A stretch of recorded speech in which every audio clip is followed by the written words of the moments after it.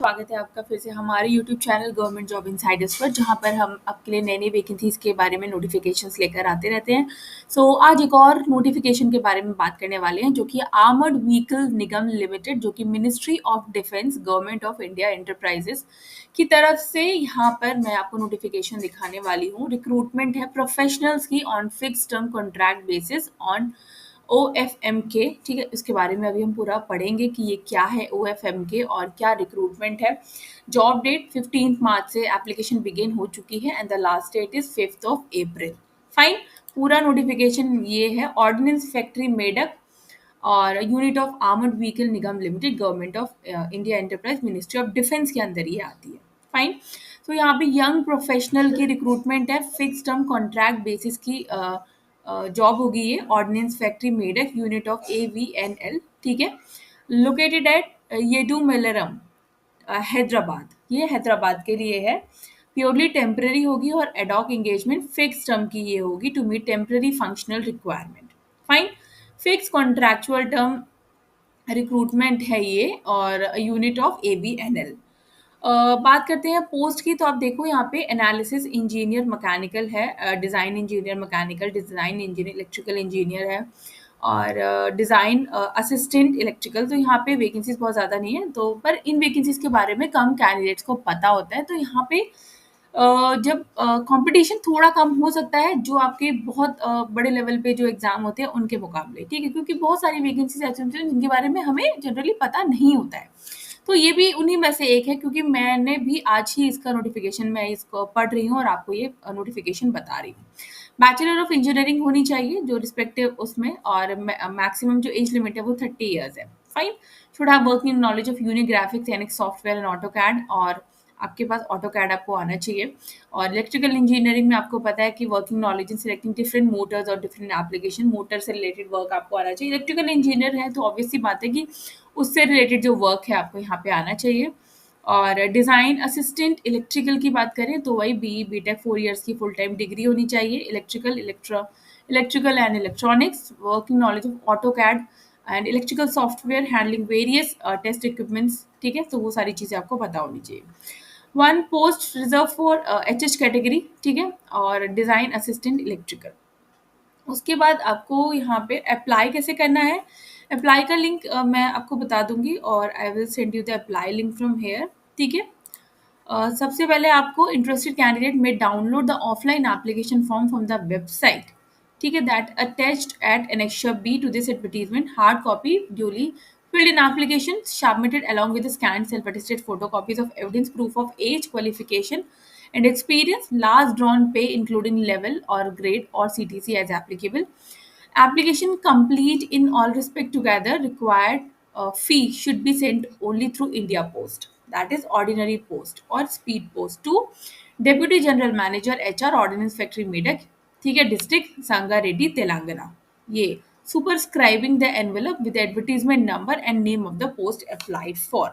The last date for receiving is 21 days from the date of publication, यानी कि जो last date है वो आपकी 31st नहीं, यहाँ पे जो आपकी लास्ट डेट है वो 5 अप्रैल है, तो इससे पहले आपको ये सेंड करना है। ठीक है, एप्लीकेशन फीस 300 रुपये है जो कि नॉन रिफंडेबल है। Fine, SC ST PWD ex serviceman female candidates को फीस पेमेंट नहीं करनी है। फीमेल कैंडिडेट्स भी इसके लिए अप्लाई कर सकती हैं अगर फीमेल कैंडिडेट्स यहाँ पे बोला है तो। फाइन, और एक सेकेंड,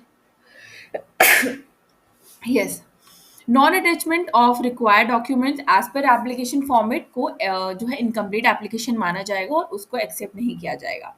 ठीक है, applicant is requested to enter his और एक्टिव ईमेल आईडी और मोबाइल नंबर सो दैट आपको वहाँ पे एग्जाम अगर है या मेरिट लिस्ट जनरेट होगी उसके अकॉर्डिंग आपको कॉन्टैक्ट किया जाएगा। All the candidates are required to go through the terms and condition, go through filling up the application form. Candidate can apply for one post clearly mentioning the post applied, आप एक ही post के लिए इसमें apply कर सकते हो और आपको हार्ड कॉपी सेंड करनी है। ठीक है, डिटेल के बारे में बता देती हूँ।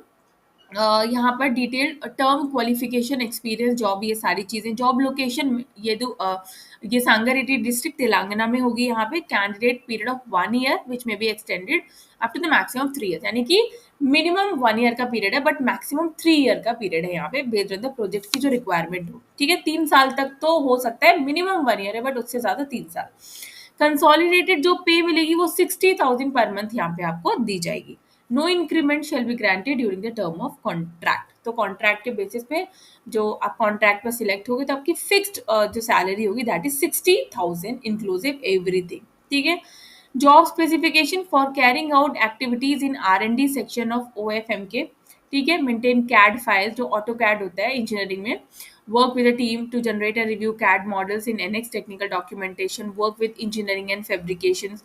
So ये सारा जॉब प्रोफाइल रहने वाला है आपका आपको क्या करना होगा वहाँ पे ठीक है डिज़ाइन डेवलप करना होगा ड्राइंग टू मीट और एक्सीड इंजीनियरिंग स्पेसिफिकेशंस तो वो सारी चीज़ें आपको यहाँ पे करनी होंगी qualifications and requirement of candidate for analysis engineer M के लिए तो वहाँ पे candidate should have minimum educational qualification B Tech in mechanical engineering ठीक है और रीड अंडरस्टैंड करना आना चाहिए 2D 3D कैड मॉडल्स को ऑटो कैड आना चाहिए यूनिग्राफिक एनएक्स वगैरह सॉफ्टवेयर वो आना चाहिए should have knowledge in various modules of NS work bench namely structural analysis multi body dynamics तो ये अगर आपने मैकेनिकल इंजीनियरिंग पढ़ी है तो आपको ये सारी चीज़ें वहाँ पे समझ में आ जाएंगी ठीक है यहाँ पर डिज़ाइन ये जो आपको मैंने अभी सैलरी बताई है ये एनालिसिस इंजीनियर की है that is 60,000 analysis engineer mechanical की इसी तरह आपकी सॉरी डिज़ाइन इंजीनियर मैकेनिकल की बात करूँ तो यहाँ पे 50,000 है ठीक है बाकी ये सारा उनका जॉब प्रोफाइल रहेगा ये क्वालिफिकेशन है तो वो आप उसको एक बार देख सकते हो डिज़ाइन इंजीनियर इलेक्ट्रिकल इंजीनियर की बात करें तो यहाँ पे उनका 50,000 रहेगा जॉब स्पेसिफिकेशन उनका मोटर से रिलेटेड जो भी उनका इलेक्ट्रिकल जो डिपार्टमेंट है उससे रिलेटेड उनका वर्क रहेगा फाइन ये क्वालिफिकेशंस के बारे में है EMI EMC evaluation trouble shooting of complex power electronics modules and drives उसके बाद डिज़ाइन असिस्टेंट इलेक्ट्रिकल 40,000 सैलरी होगी आपकी फिक्स टर्म के लिए जॉब प्रोफाइल आपको यहाँ बताया हुआ है और ये क्वालिफिकेशन आपको यहाँ पे बताया हुआ है अब आपको क्या करना है इस फॉर्म को फिल करना है ठीक है एडवर्टीजमेंट नंबर एंड डेट और एडवर्टीजमेंट नंबर आप किस पोस्ट के लिए अप्लाई कर रहे हो वो आपको बाहर जो आप एनवेलप लगाओगे उस पर भी लिखना है एडवर्टीजमेंट नंबर और डेट भी लिखना है एडवर्टीजमेंट नंबर ठीक है आपको सबसे ऊपर जो है वहाँ पे देखने को मिल जाएगा यहाँ पे अपनी फ़ोटो लगानी है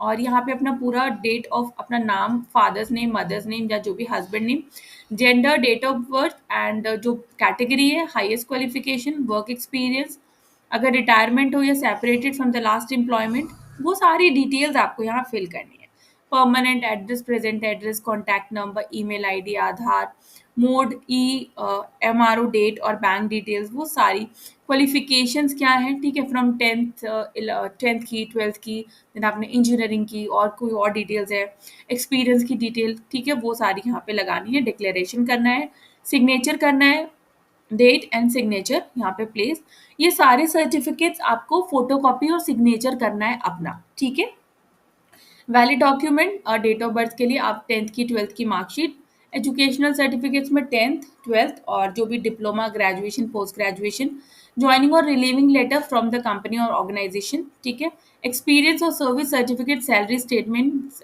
और bank statement salary certificate together with ITR और form 16A issued by present और पास्ट एम्प्लॉयर कास्ट का सर्टिफिकेट है terms and condition for engagement अब बात करते हैं कि किस तरीके से सिलेक्शन होगा तो जो भी आप फॉर्म फिल करके सेंड करोगे उसके बेसिस पे सबसे पहले होगी स्क्रीनिंग ठीक है screening of application screening committee होगी वो आपके जो आप फॉर्म फिल करके सेंड करोगे जितने भी आप अपने सर्टिफिकेट्स एक्सपीरियंस जो करोगे उसके बेसिस पर वो स्क्रीनिंग करेगी स्क्रीनिंग करने के बाद आपका इंटरव्यू होगा completely filled application form has to be submitted to OFMK for screening committee ठीक है जिनको वो सिलेक्ट करेगी उनका वहाँ पे इंटरव्यू होगा और आप देख सकते हो aggregate marks secured in BE BTech उसका 85% वेटेज है और प्रैक्टिकल टेस्ट एंड इंटरव्यू वो उसका 15% वेटेज है If required, personal interview and interaction will be conducted. The offer of engagement issued to suitable candidates in order of merit.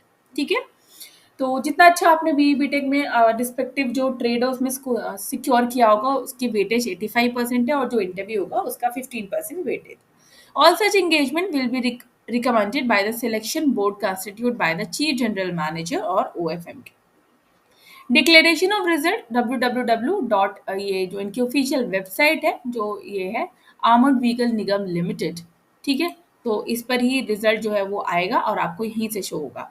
Result of final selection either on the basis of qualification and experience और interview will be published on abnl.co.in। Minimum 1 year है, maximum 3 years का tenure होगा, ठीक है। Upper age limit के relaxation आपको पता है as per the government rule, तो वो यहाँ पे दिया जाएगा। क्वालिफिकेशन जॉब डिस्क्रिप्शन पहले ही बिल्कुल क्लियरली यहाँ पे बताई हुई है। Candidate is required to submit experience certificate documentary evidence if any for establishing work experience. Fine. Consolidated monthly remuneration वो आपको पहले ही बता दिया, और payment will be made after tax deduction at source, ठीक है। ये कुछ अदर टर्म्स एंड कंडीशन है, तो आप उनको एक बार देख सकते हो, ठीक है। तो सारे डॉक्यूमेंट फॉर्म फिल करना है, सारे डॉक्यूमेंट्स लगाने हैं जो भी इन्होंने मांगा है, और उसको एनवेलप में आपको पूरा फिल करके ये जो एड्रेस इन्होंने बताया हुआ है, ठीक है, ये to the deputy general manager ordnance factory OFM के, आप यही समझ, ये OFM के का मतलब यही है कि ऑर्डिनेंस फैक्ट्री मेडक जो है, ठीक है, ये टू मेलरम डिस्ट्रिक्ट सांगारेड्डी तेलंगाना, यहाँ आपको भेजना है। और एनवेलप के ऊपर आपको एडवर्टीजमेंट नंबर और जिस पोस्ट के लिए आप अप्लाई कर रहे हो वो आपको लिखनी है, ठीक है। तो एडवर्टीजमेंट नंबर यहाँ पर सबसे ऊपर ही लिखा होता है, ठीक है। एडवर्टीजमेंट नंबर, ये this is the advertisement number, और आपको जिस पोस्ट के लिए आप अप्लाई कर रहे हो सारी पोस्ट यहाँ पे दी हुई है, ठीक है। तो पोस्ट का नाम आप वहां से लिख लोगे। सो आई होप वीडियो जो है आपको समझ में आ गई होगी, और वीडियो आपके लिए काफी हेल्पफुल रही होगी, बिकॉज ऐसी वैकेंसीज के बारे में कम कैंडिडेट्स को पता होता है। सो ऐसे इन्फॉर्मेटिव वीडियोस के लिए चैनल को like share subscribe and bell icon button को प्रेस करना नहीं भूलिएगा। तब तक के लिए नमस्ते।